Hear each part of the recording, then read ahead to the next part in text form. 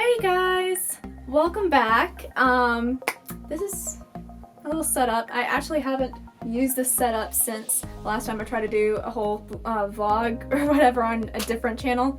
I used it once, so I had half of it still sitting here and I was like, let's go ahead and use it. Why not? Have some fun with it again. Thank you to those of you who joined me through the whole little fiasco that ensued. I actually originally tried to film this video that day. It didn't work out so well. I am currently in the process of uploading the next episode. Oh god, it's raining so bad now. I'm just like, I always am on edge whenever I'm exporting something for a video, and so I'm like, god, just get it onto YouTube now. Because I'll be in panic mode until it is up there, scheduled, ready to premiere. Oh, the irony. Basically, this video is just going to be me talking about some of the reasons that we're delaying the episode, the final one, the last. Just going over some questions that you guys had offered us a while back. I had originally promised that we were going to be answering this back at the film festival, but unfortunately a lot of the actors just couldn't make it because one of them was getting his wisdom teeth done, another one was still in class at the time, and another one was acting on a film set, and then the other ones, like one of them was in New York, another one was working for a theater. It happens. The crew was there, but we were all really caught up in seeing everyone else's films and checking out the workshops and whatnot that I just didn't have a chance to do this. I'm gonna try to go through this as quickly as possible just because last time I tried to do this, it took 30 minutes. So I'm gonna try to answer these quickly and swiftly. That's the same thing. So I apologize also if I say your names incorrectly. I am the worst at saying names. Like, even if it's the simplest name, sometimes I mispronounce it. I apologize. So this first question that we have is Naringa Jurgaden? You know who you are.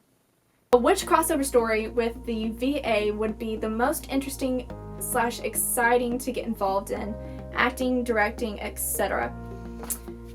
Book-wise crossover, maybe Harry Potter, just because it's the same age group and I don't think that the lore would differ too much. It'd be cool seeing them learn from each other's magic, maybe.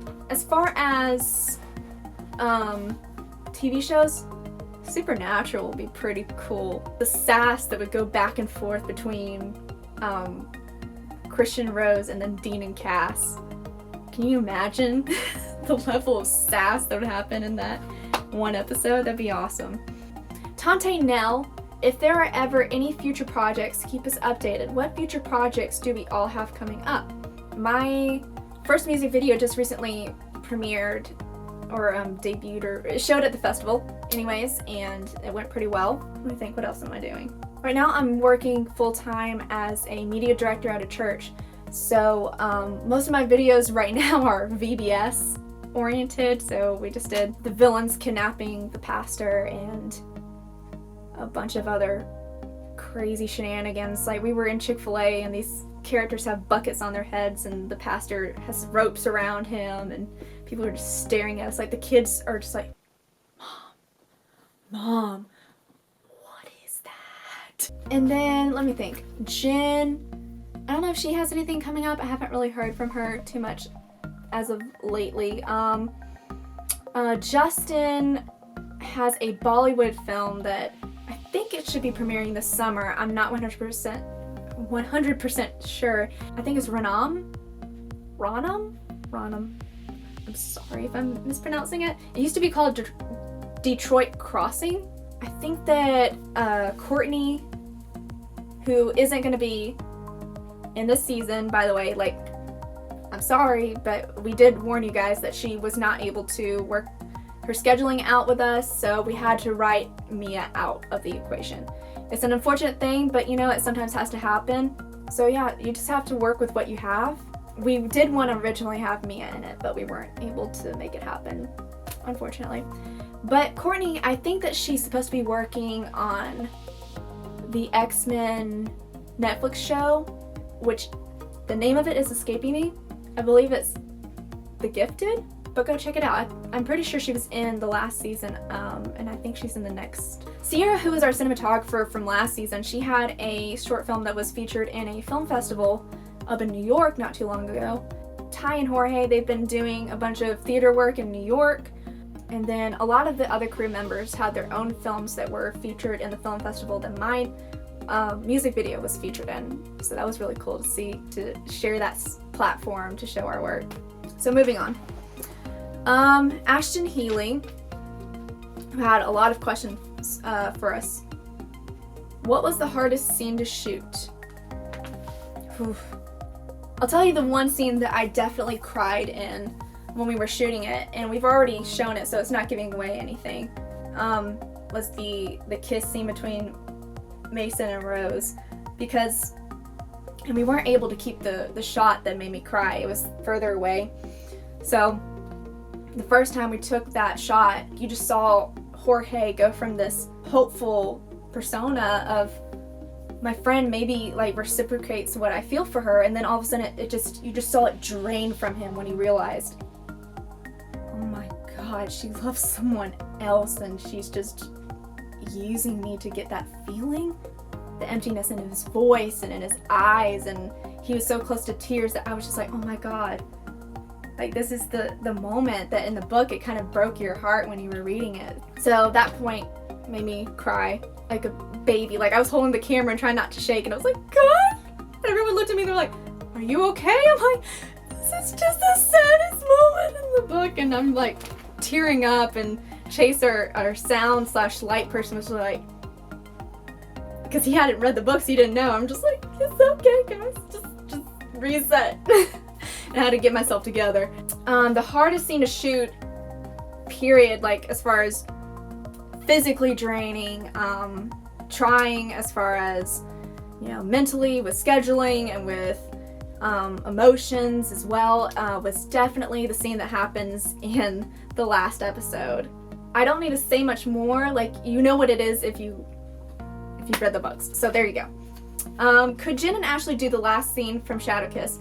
As much as I would love to do that, we just can't. Like, the scheduling, Jenn has already put so much into this project. It would be, you know, kind of not fair for me to ask her to do much more, because I mean, the gas mileage alone that she had to put into this, because she drove the furthest out of all of us every time we filmed, and that sometimes was an entire month's worth of shooting, going from Atlanta all the way to Gainesville to shoot. And so no, I don't think that we'll be able to, but that was something that I really, really feel for you guys. Like, I wanted to film all of Shadowkiss. The good thing about Shadowkiss is that, unlike Frostbite and Vampire Academy before it, it's mainly just drawing out the will they not between Dimitri and Rose, and just a little bit of the conflict between the relationships that has already been seen in the previous book. I had it written out, essentially, to 2 episodes that could have been all of Shadowkiss.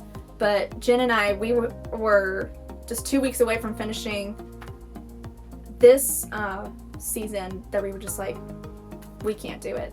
We just don't have the energy for it anymore, and if we don't have the money, we don't have the energy. I don't think that we could get the actors to stay around that long, so we had to cut it.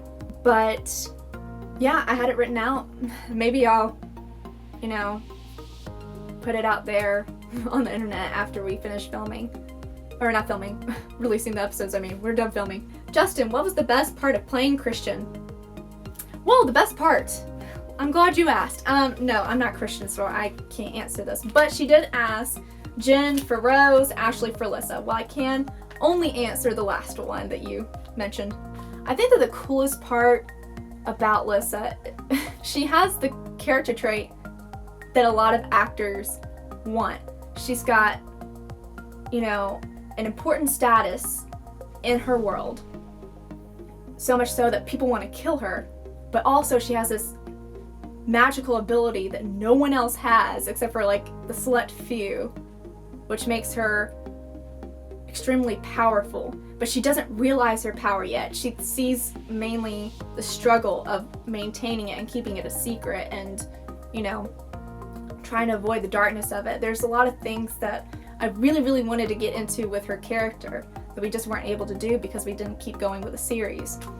But I really love also just the dynamic between her and Christian, because they play off of each other. They show each other the lightness in the world, even though they're wrapped up in a lot of darkness, and that a lot of darkness keeps building in her life. Christian brings her back to the light, and same thing for Alyssa bringing Christian back to the light. So I really like that. And then same thing for her and Rose. When Christian can't bring Alyssa back to the light, Rose never fails. So yeah, that was a long-winded answer, and I'm already at 16 minutes. Oh, this is not gonna go well. If you guys had the official rights to do an official TV show or movie, would you? I've answered this before. I would totally do it, but we don't. And honestly, I don't have the funds to buy it. The biggest thing, and someone had mentioned before in the comments for our last episode, was that you guys deserve more subscriptions or whatever. I'm like, well, a lot of the people who are subscribing to us are on the old channel. I think that the main problem is showing longevity, and that, you know, it's not just a one and done type thing. You need to show that it's going to draw people in continuously. And so the fact that all the people have stopped subscribing and are just on that old channel and not going past the first episode is not what you want when you're trying to get the attention of big production companies. You need to be able to bring those people from the old channel to this new channel and see all the episodes so that all of them are equally being viewed. So the fact that we have, you know, 100K views on the first episode, that's amazing. Like, I never expected that many people to watch it, but the biggest problem is that you're not seeing that translate through all the other episodes, especially now that we're in the new season when the quality has completely changed. Let me level with you. Like, we've all agreed that the first season is not the best. Yes, but you know, it was honestly the first time some of us have ever picked up a camera or ever acted in front of a camera, and so the fact that we've been able to progress, I'm just happy with that. So, you know, if you really do want to get the attention of a production company, you need to start grabbing those people and bringing them to the new channel to subscribe and to like and comment and to watch all the episodes. And it's not just to like help us with the channel, because we're not really gaining too much with adding these people because we're ending the season, but maybe you guys can gain some interest from other production companies that could buy the rights. Because I want to see it happen. I know you guys want to see it happen. Alright, so the next one is M. Scott Stir 44. What is your favorite book of the series, 1 through 6? Okay, here's the confession. Part of my acting method for doing Lissa was that I didn't want to allow her too much information ahead of what was happening in the scenes that we were doing, so I only read up to half of Frostbite when we were filming the first half, and then the second half once we started the second half. But then I realized, oh wait, we're going out of order when we're filming, because sometimes we would shoot a scene from the last episode and then an hour or two later we would shoot a scene from the first episode. So I had to just read through all of that. Then I had to write some of Shadowkiss, so I read Shadowkiss. So I haven't read all of them yet, but I have my reasons, I swear. So I would have to say my favorite one was Frostbite, because that was the only one that I really was just devouring, like constantly really interested in what was happening, because so much changed. It was, it's heart-wrenching, but I love the twist at the end. I love it so much because you feel like something bad's gonna happen, you just don't expect it to be. You guys know what I'm talking about. Proficiency hater. What was your favorite VA moment in the books that you weren't able to capture?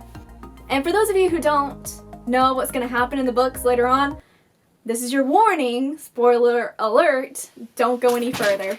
And I just dropped my notepad. One of my favorite TV shows back in the day was Buffy the Vampire Slayer, and they did an episode called Once More Feeling. For those of you who don't know what it is, it's an episode that was entirely a musical. And some fans asked us, can you do a Once More with Feeling type of episode? I really wanted to do one. In fact, I started collecting musical songs that we could use. One particular moment would be the last scene of Shadow Kiss between Rose and Lissa. And I really wanted to do Wicked's For Good. And it wouldn't have been the entire portion of it. It would have been, the two verses that they say to each other and the two choruses. So I would be Galinda, obviously, and Rose would be Alba. Another big moment that I wanted to have, I don't know if it would have been canon, but it would have been Rewrite the Stars from The Greatest Showman. I would have been Zendaya and Christian would have been Zac Efron. It basically would have been this, Lissa denying that this can happen because the world outside is all the royals and all the expectations that they have for what she's supposed to be and who she's supposed to be because of her family and all this other stuff is keeping them apart.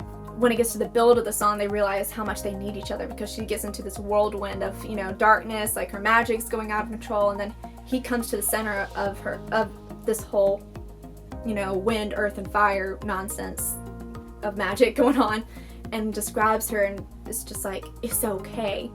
And then everything freezes because that's what they are to each other. They're each other's center.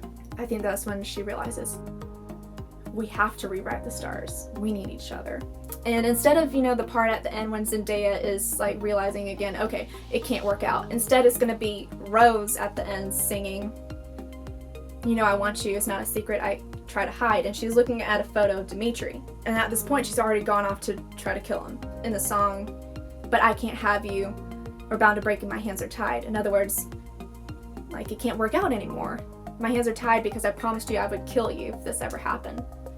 And so she's gone off to kill the man she loves. What was it like creating the world you did? That's from Sapphire Girl 100. Awesome. I mean, obviously I'm a book nerd. And so the idea of having something that you fell in love with and you imagine being this awesome place that you try to convince your friends to read and experience too so you can talk about it, it's like magic seeing it being brought to the screen. So I understand why you guys want it so much. One of my favorites actually is the Divergent series. I don't know if you can see it all the way up there, but this is Insurgent right here, the green one. That one's my favorite out of the three. And so when I found out that they were filming here in Atlanta, I was like, I just want to get on that set. You know what? Even if I can't get on that set, let me just walk by them while they're filming. That would be amazing. And then that ended up being the first film set I've ever worked on. You can see me for a couple seconds when she's at the Erudite headquarters, when she's leaving. But yeah, it was like we're being a part of other people's dreams. I don't know if that makes sense or if that's super cheesy or not, but I totally get it. I totally get the hype. I totally get why you guys want it. Because I wanted it so bad with this, I wanted it so bad with that, I want it so bad with the Clockwork series so much, the Infernal Devices, yes. There's also that expectation that you're trying to battle and hoping that you're not going to disappoint, but at the same time, you have to make the story that you want to see. And that's another thing I have to say. Some people have commented saying like, I hate the twist, I understand. I totally get it. But to be fair, this is something we warned you from the get-go. We're not going to stick with what the book has to offer 100%. We tried for some of the very crucial points, like when Adrian meets Rose, I was like, Ashley, we are not reworking that. That is not broken. Like, we can cut down pieces of it so that it's not as long, but there will be like hell and brimstone to go down on us if we try to change it too much, because I know how much you guys love that scene. I know how much you love Adrian too, so I was like, we are sticking with the book for that. And just a couple of other scenes too.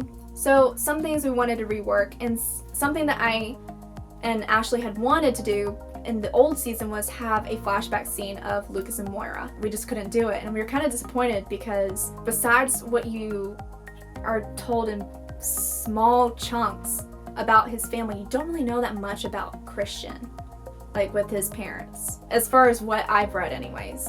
And really they're just kind of plot devices to give this sassy guy a dark past, to make him the bad boy. And so we really wanted to develop that more, you know, like what is he like without Lissa? What is he like when we bring that element of his darkness back?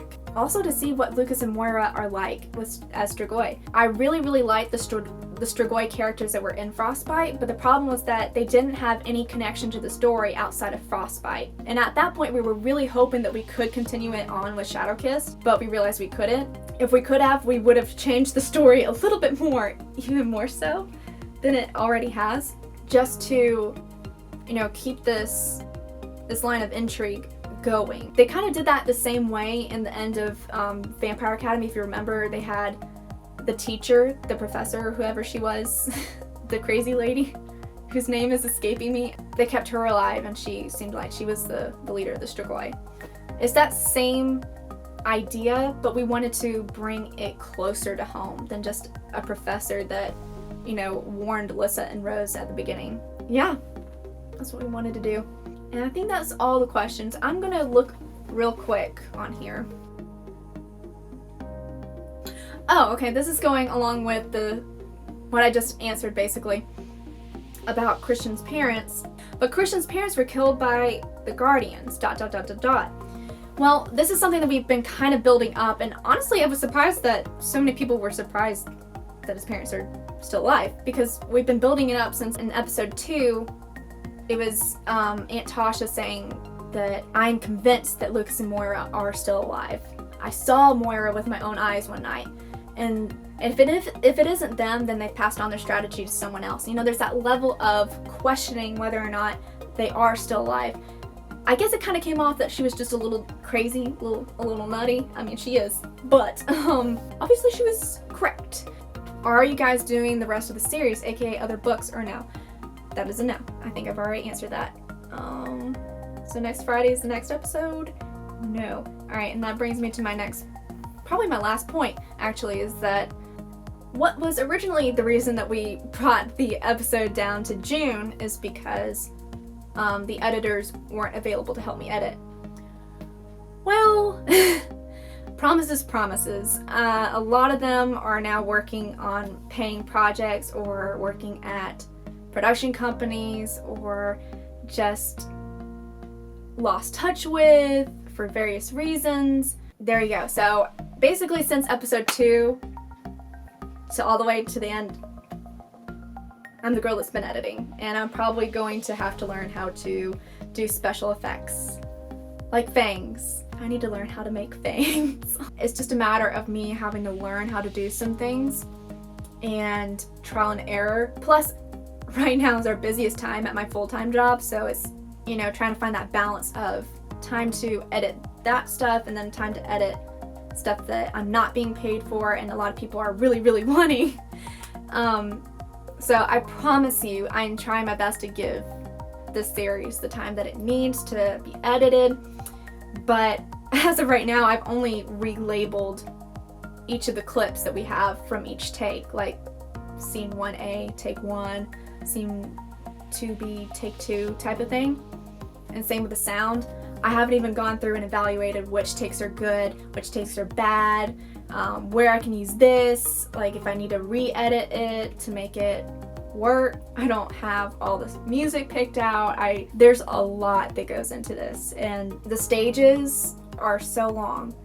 Luckily for the last one is that it didn't need too much. There was already a lot of content there. It just took me about 3 to 4 weeks total to edit, and that's just because I was still in college at one point, and then had to pick it back up closer to the due date and finish it off. This one I see taking as long as 6 weeks because of the special effects. Like when I say special effects, I mean I'm gonna have to go frame by frame to edit some things. That's what I had to do with the Strigoi eyes, is I had to go from one frame to the other, tracking the eyes. And sometimes you can do that automatically, you can just follow them, but sometimes it just shifts the eyeball or the red eye, and I have to like bring it back down all the way. And I think the eyes alone took me 4 days. Luckily it was like short clips. They were just in small moments of those clips. I'm not looking forward to the fangs because a lot of people are telling me, I don't know if you can do that. That's great because these characters need fangs. And the problem with doing them practically, which means like while we're filming, is that if you have fake fangs in, it's hard for them to talk. And what a lot of people do in those cases is they film it while they're have the fangs in, and then they come back later on and do audio in a studio setting while watching the clip back, so that way their mouths can match up with what the character is saying. Problem with that is that we didn't have that much time to film. Like, we were doing everything in the Batica house within 3 days. That includes the stuff that we had in episode 1 with them in the basement. That includes the stuff that you saw at the end of this, and then at least 6 other scenes that are in the next episode. That is a lot. If you weren't aware, that is a crap ton of shooting. I think we were in that house 9 to 10 hours each day. Yeah. Yeah, it's pretty crazy. Everything worked out. We finished everything. It's just I need to edit it. I'm sorry. Thank you guys so much for watching this. Again, if you want to leave me more questions, I'll be happy to answer them. I hope you guys like the next episode. And I'm not going to make any promises, but I hope that in between now and the time that the next episode premieres, which I will announce on social media when we get closer to time, like I'll probably announce it 3 weeks in advance. I'll know when we get closer. It's just a matter of, will it be before the summer ends? I know you guys have been waiting for this since the fall, but I'm afraid you're going to have to wait a little bit longer. I'm sorry. But I'm hoping in between there I'll be able to do a couple of fun things for you guys, video-wise. I'm not making any promises because I do not want to not deliver on my promises. So here's to hoping that it all works out. But that's about it. Love you guys. Mwah! Showing long. Oh, I need water. Oh shoot, I just messed it up. Come back to me! What am I doing with my hands? Like, oh my gosh, I'm so expressive. Oh, I'm like a mime.